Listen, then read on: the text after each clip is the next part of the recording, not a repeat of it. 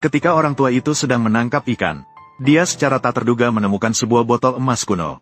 Namun botol itu tertutup oleh kotoran. Terlihat seperti batu pecah. Orang tua itu tidak terlalu memikirkannya. Langsung melemparkannya ke tumpukan pasir di sebelahnya. Beberapa tahun kemudian, botol emas itu ditemukan oleh seorang pejalan kaki lain, dan digunakan sebagai alat untuk menumbuk bawang putih. Kemudian jatuh ke tangan seorang pekerja yang tidak mengerti nilainya. Digunakan untuk mengisi celah di tembok kota. Botol emas itu menemani tembok kota ini melawan serangan meriam berkali-kali, dan akhirnya menjadi longgar. 100 tahun kemudian, seorang gadis yang memanjat tembok kota mengubah nasib botol emas itu sepenuhnya. Gadis itu adalah seorang budak. Setiap hari diam-diam memanjat tembok kota, hanya untuk melihat sekilas pangeran yang telah lama dia cintai. Suatu hari, saat dia baru saja mencapai puncak, sang pangeran melihatnya. Gadis itu tergelincir, dan tanpa sengaja menginjak batu yang longgar itu. Terlihatlah botol emas di dalamnya. Gadis itu dengan gembira membawa pulang botolnya, menggunakan pahat baja untuk menghilangkan kerak batu di permukaan. Akibatnya, tanpa sengaja, mulut botolnya pecah. Dalam sekejap, sebuah kekuatan misterius tiba-tiba muncul dari botol emas. Dewa lampu yang tersegel selama ribuan tahun akhirnya muncul kembali. Namun penampilan Dewa Lampu terlalu menakutkan. Gadis itu langsung pingsan karena ketakutan. Dewa Lampu kesulitan membangunkan gadis itu, dan memberitahunya bahwa dia bisa memenuhi 3 keinginannya. Gadis itu tanpa ragu-ragu mengucapkan keinginan pertamanya, yaitu menikah dengan pangeran dan menjadi ratu. Dewa Lampu segera memenuhi permintaan itu. Dia menekan tetesan minyak magis berharga dengan jari, dan meminta gadis itu mengoleskannya di tubuhnya. Kemudian, saat sang pangeran tidur, dia dengan lembut mengucapkan nama gadis itu di telinganya. Memang, pangeran melihat gadis itu, dan langsung terpesona oleh pesonanya yang unik. Gadis itu berhasil menjadi permaisuri yang menjadi pusat perhatian semua orang. Melihat sang pangeran akan segera mewarisi tahta, gadis itu menemui Dewa Lampu untuk mengabulkan permintaan kedua, yaitu untuk hamil anak dari sang pangeran. Untuk mencegah rahasia terbongkar, keduanya menyembunyikan botol yang memenjarakan Dewa Lampu di bawah ubin di kamar mandi. Tak lama kemudian, gadis itu benar-benar hamil dengan keturunan sang pangeran, dan mulai memamerkan perut buncitnya di istana, tanpa menyadari bahwa pangeran dan raja sudah memiliki perbedaan pendapat. Raja merencanakan pembunuhan, dan membunuh anaknya sendiri, untuk memastikan tidak ada sisa permaisuri dan bayi dalam kandungannya, menjadi target pembunuhan berikutnya. Gadis itu ditangkap oleh pembunuh saat melarikan diri, tidak bisa membuat permintaan ketiga, langsung dilempar ke laut. Ketika Dewa Lampu pergi menyelamatkan, gadis itu sudah tenggelam, karena gadis itu tidak bisa membuat permintaan terakhir lagi. Kutukan Dewa Lampu tidak bisa dihilangkan. Sekali lagi disegel kembali ke dalam botol di bawah lantai. 100 tahun berlalu lagi. Jiwa Dewa Lampu melayang keluar meminta bantuan, tapi tidak ada yang mendengar. Melihat berbagai dinasti berganti beberapa kali, akhirnya, munculnya seorang anak laki-laki kecil, memberikan harapan lagi kepada Dewa Lampu. Anak laki-laki yang sedang bermain, seperti merasakan keberadaan Dewa Lampu. Dewa Lampu perlahan-lahan menariknya ke halaman belakang yang terbengkalai. Anak laki-laki cerdas segera menemukan bahwa di bawah batu itu kosong. Maka ia memanggil adiknya untuk membuka batu itu bersama-sama. Kedua bersaudara menggunakan tenaga maksimal, namun batu itu tetap tak bergerak. Pada saat itu juga, ibu tiba-tiba muncul. Mereka dihentikan. Dewa Lampu kembali melewatkan kesempatan untuk diselamatkan. Sejak itu, Dewa Lampu melayang di sekitar anak laki-laki setiap hari, bertekad untuk menariknya kembali ke halaman belakang. Namun pada usia 11 tahun, anak laki-laki itu mewarisi tahta. Dia mulai berperang di medan perang pada usia 20 tahun. Dengan cepat berubah menjadi seorang tiran yang haus darah. Karena takut kehilangan kekuasaan, dia melakukan patroli malam di dalam istana dengan menunggang kuda. Bahkan ingin membunuh adik laki-laki yang tidak berdosa. Namun dicegah oleh ibunya tepat waktu. Ibunya untuk menghancurkannya. Setiap hari memberinya anggur terbaik yang tak pernah habis. Bahkan mengundang pencerita terbaik di negeri untuk menceritakan kisah-kisah padanya, menyebabkannya terlena dalam kesenangan. Perlahan-lahan, dia tidak lagi peduli dengan urusan pemerintahan, menghabiskan hari-harinya mendengarkan cerita dari orang tua.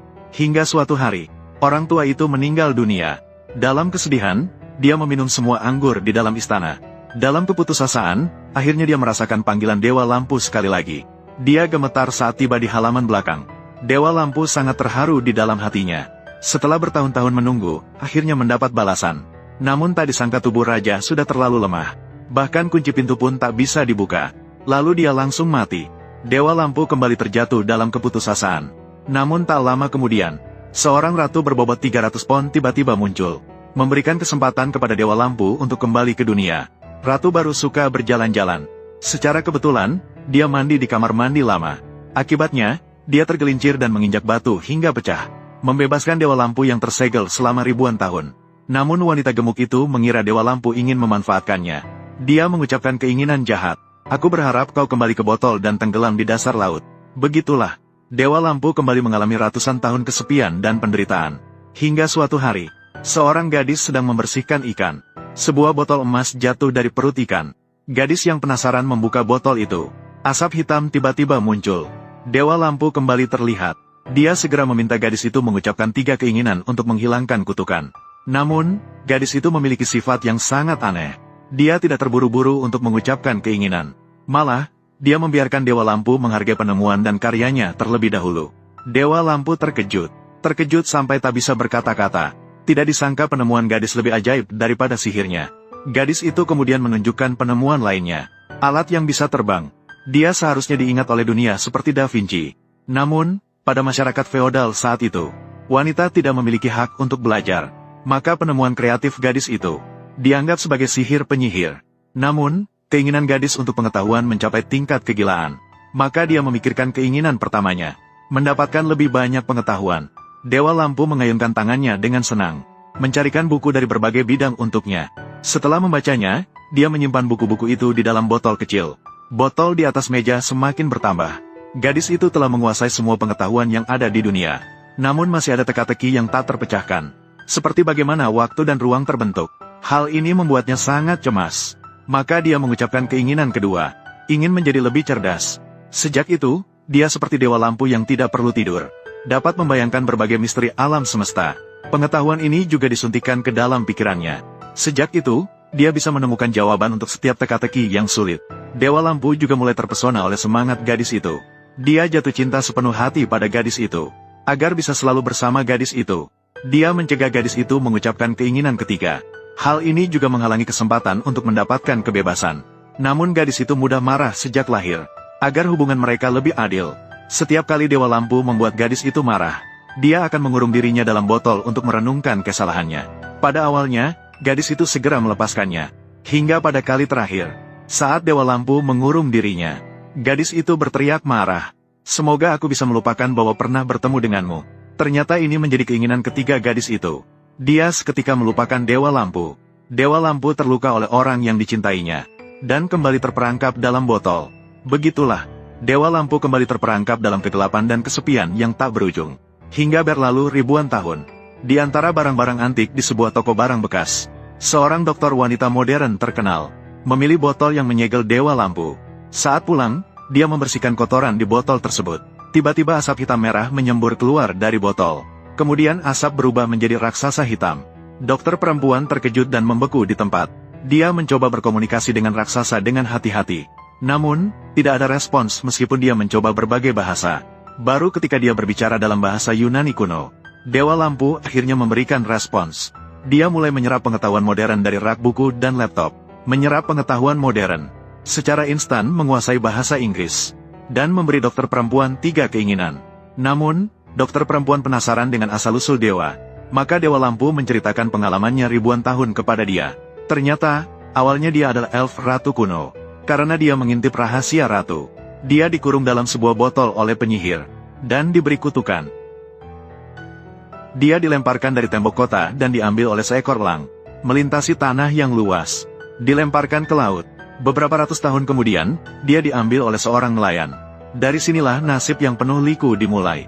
Berturut-turut mengalami 3 tuan yang tidak bisa menghancurkan kutukan, terutama pada kesempatan terakhir. Dengan kerinduan yang tak berkesudahan, dikurung kembali. Akhirnya jatuh ke tangan seorang wanita dokter. Wanita dokter merasa simpati setelah mendengar kisah lampu ajaib. Maka ia mengungkapkan keinginan pertamanya, agar lampu ajaib jatuh cinta padanya dan menjadi pacarnya. Dia meminta lampu ajaib untuk memberikan semua kerinduannya selama ribuan tahun padanya. Lampirannya memang memberikan cinta dan perhatian yang tak terbatas kepada dokter wanita, menjadi sandaran terkuat dalam hidupnya. Namun kebahagiaan itu tidak berlangsung lama. Wanita dokter membawa botol lampu ajaib saat naik pesawat.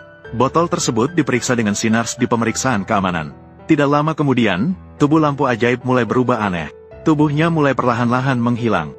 Karena gelombang elektromagnetik di masyarakat modern terlalu sering, tubuh lampu ajaib tidak bisa beradaptasi dengan lingkungan masyarakat modern. Jadi sang dokter wanita mengucapkan keinginan ketiga. Semoga Dewa Lampu bisa kembali ke dunianya sendiri. Saat kata-katanya baru saja diucapkan, botol sihir yang memenjarakannya langsung pecah. Dewa Lampu akhirnya mendapatkan kebebasan yang selama ini diinginkannya. Keesokan harinya, sang dokter wanita menemukan bahwa Dewa Lampu telah pergi. Selama 3 tahun berikutnya, sang dokter wanita menulis kisah Dewa menjadi sebuah buku. Saat dia menutup bukunya, siap pulang ke rumah, tiba-tiba merasakan sesuatu. Berbalik dan melihat, Dewa Lampu perlahan-lahan mendekatinya. Meskipun dia tidak bisa menemukan cara untuk beradaptasi dengan masyarakat modern, namun memutuskan untuk datang menjenguk sang dokter wanita setiap beberapa waktu. Meskipun tidak bisa selalu bersama, namun saling terhubung secara batin. Bagi sang dokter wanita, itu sudah cukup baginya.